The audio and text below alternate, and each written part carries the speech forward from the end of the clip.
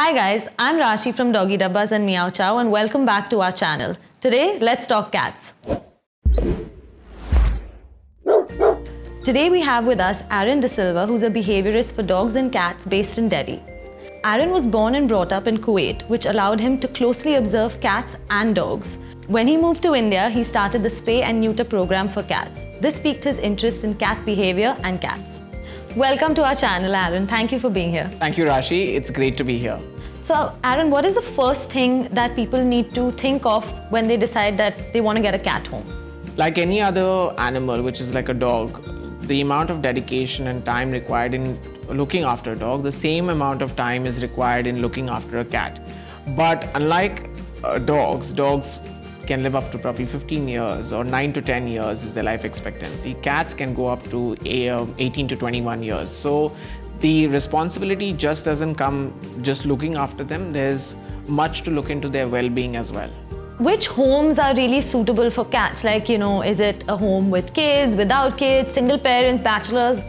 What does someone need to be thinking of?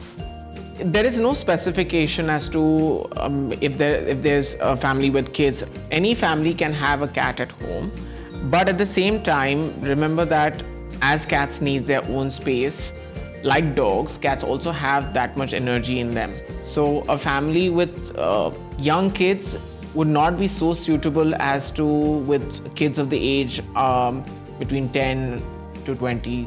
I think that would be ideal. And yes, because cats are also independent creatures of their own, so eventually they will like to spend time with the family, but they would like to be in their own also. So even a bachelor would be great, or anyone who's alone at home would be also ideal.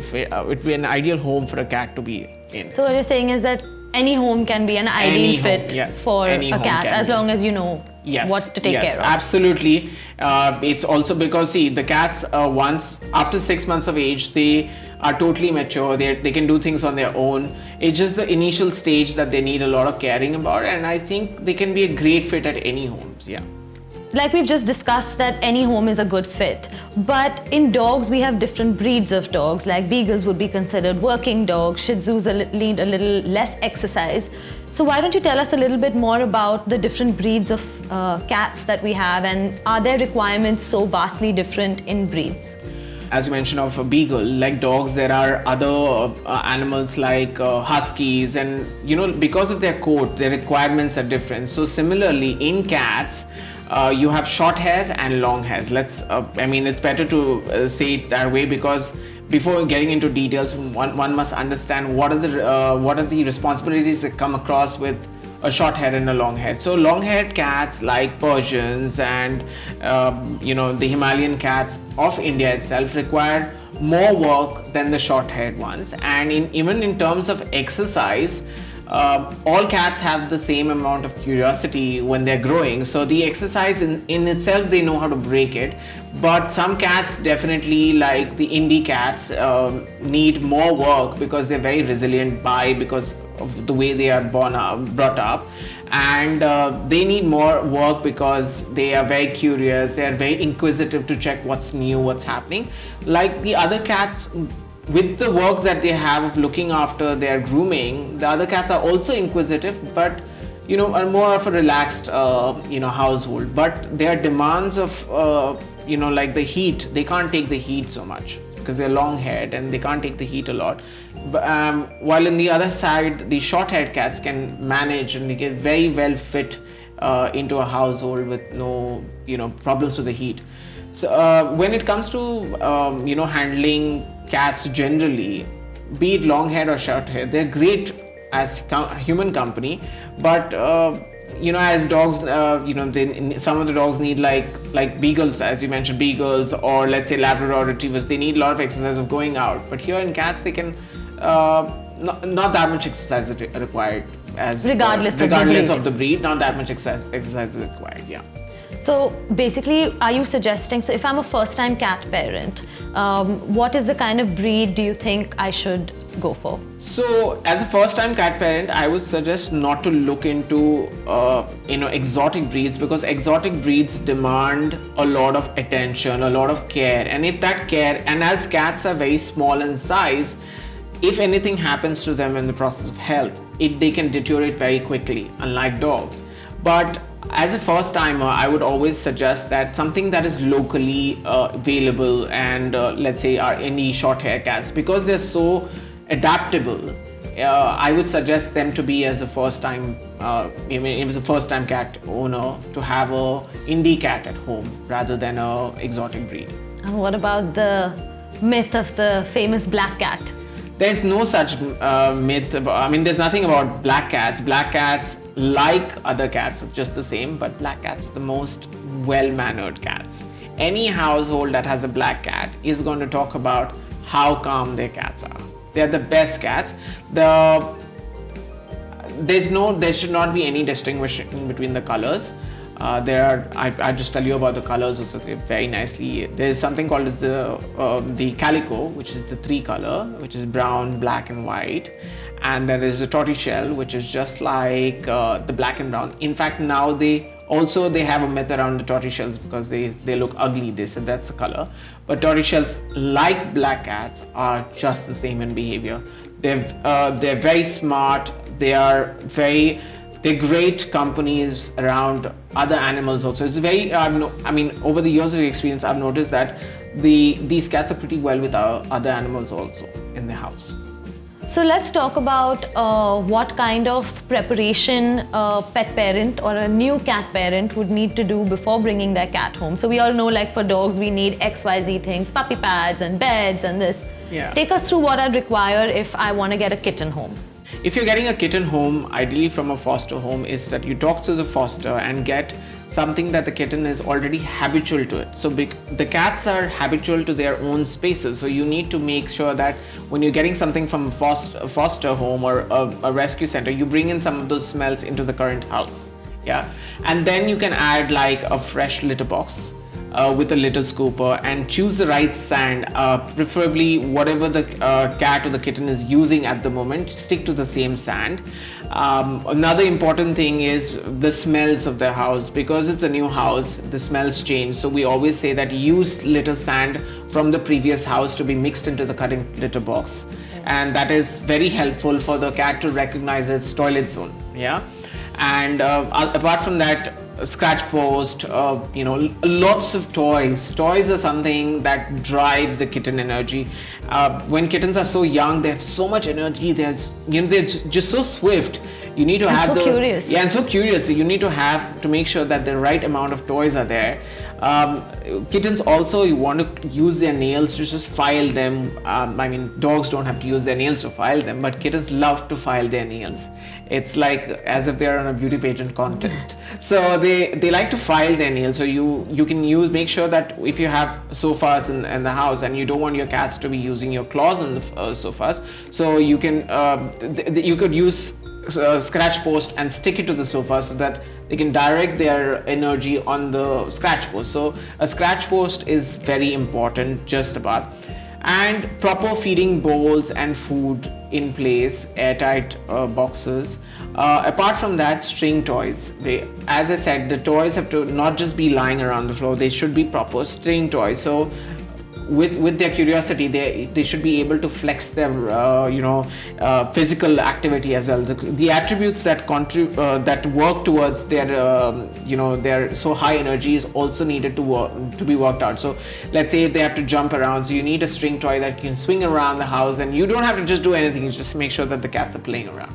Yeah. So apart from that, I want to add this, that your house should be completely cat proofed. So let's say wires should be in place. You should make sure that there are no open sockets. Every socket has a blocker. If you feel that there's a plug point not in use, you need to block that. Plants like you do not have any flower plants, like lilies are quite dangerous. In fact, they're the most toxic plants in the house, so do not add them or keep them around when you're getting a cat home. And other things like cat proofing. Now what I wanted to add more to cat proofing is that if you have wide long balconies, it's important to net them, because cats are so curious. They would just need to stand on the ledge to see a pigeon out or something like that, and then they don't know that there is no net and they think they can fly and they just take a leap. So it's important to cat-proof all their, as in basically net all their balconies and windows so that there is no escape by any chance. And make sure, like dogs, like I always advise for dogs, in that your all the chemicals, all the washing agents and everything have to be properly locked. Cats can open cupboards because they're so good with their nails, so you get the secure cupboard locks as well. So you secure locks so cats can't open them. Also, cats are very good with papers and plastic, so make sure that that's all kept inside cupboards, and they don't have access to it. Something very important that could help the kitten to get around the house is boxes. So they love boxes. So if that kind of boxes are let there, then they can find out hiding spots as well. So I think these are the important things to keep in mind before getting home a kitten. The most important tip is that before you open the kitten into the house, you make sure that you set up the house or a room. Ideally, it's better to set a room for the kitten than giving the whole space of the house, right, because it's come from an environment and it can get scared and stressed. Stress is always going to be while they're traveling, but they can get scared in a new space. So like having the use cat litter into the cat litter box is one option. The following thing is that any cloth or any bedding from the previous foster house into the new house, just for exchange of smells, and dim the lights and then let the kitten be around the space. And that will basically help the cat to get away with the stress, get rid of the stress and be very calm in the space. Let's talk a little bit more about training, because when we talk again about dogs and puppies, we speak about how important training is. What's it like for cats? Well, as everyone says that cats have their minds of their own. Some people even ask me that, do they even listen to their names? Yes, every cat, like a dog, understand their names. But we have to stay very persistent with dogs. It's important to stay persistent with cats. So, example, if you're feeding your cat, you call out your cat, and the moment you pour something is when you start taking their names. So you make sure that those noises relate to their names as well. So that is the first part of teaching your cat his or her name. Yeah. So it's not difficult to train a cat. Yes, because they're very curious, you're not able to grasp their attention all the time. So it's important to catch them in that act when you're able to call out for them, or train them, give them tricks. Lots of treats will help them to learn better. They're good at learning to sit. They can give you a paw. If you tell them to go to your crate, they can go into the crate. My cat at the house is also crate trained. So I just put the food in the bowl and then they go in the crate and wait. So everything is possible like a dog itself, but it needs a lot of patience, persistent, and again, at the end of the day, if your cat runs away, there's no need to chase the cat. So it's important that the waiting time on the human side is more important than the cat, because the cat's more like a free movement animal, so it'll move around the house. When it comes to training, one has to just make sure that there are right amount of treats available for the cat. So I don't think training cats is difficult. Training cats is in fact more easier because they are independent anyways, and because they are also they are also like individuals of habits. So what they do is just they cling onto the habit, and they know that okay, it's my place to be fed and I will be in this space. Right. So it's not difficult to train cats at all. Aaron, what is it like living with a cat? Like dogs, it's just the same thing to live with a cat, just that the cat has a different pattern of its own. Kittens, by the age, need to be fed at a very different time. Kittens at 3 months need 4 times a feed. Kittens at 4 months need like 3 times a feed. And like when they're 5 months, they're already matured and they'll probably take about 2 to 3 meals. But with older cats, let's say once they're 6 months, they just need 2 feeds. So feed them in the morning, feed them in the evening, and they can just lounge around and play around in their house. They will always, it's advisable that you burn out the energy of the cat first before you give them meals. Like the dogs, you take them out for walks. So same thing with cats, you need to play with a string toy, burn the energy, and then once they've eaten and their stomach full and everything is done, they like to, use their, toilet zones on their own. But after that, when it comes to sleeping, it's best part how they look for very cool and dark spots to sleep.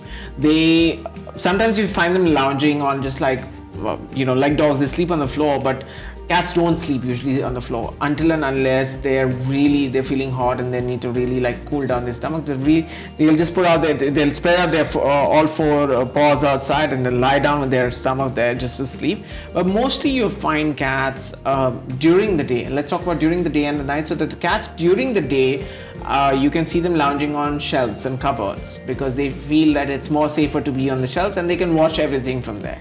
And sometimes when the sun's really bright, they also hide in the lofts. So you might not find a cat during the day. It'll be very surprised that you find cats during the day, but they usually hide because of the bright sun. But in the nights, it's very different. Cats would love to sleep next to your bed. Sometimes they just lounge on the pillowcases. So they anywhere where they feel it's soft and spongy, that's where they'll hide most of they sleep.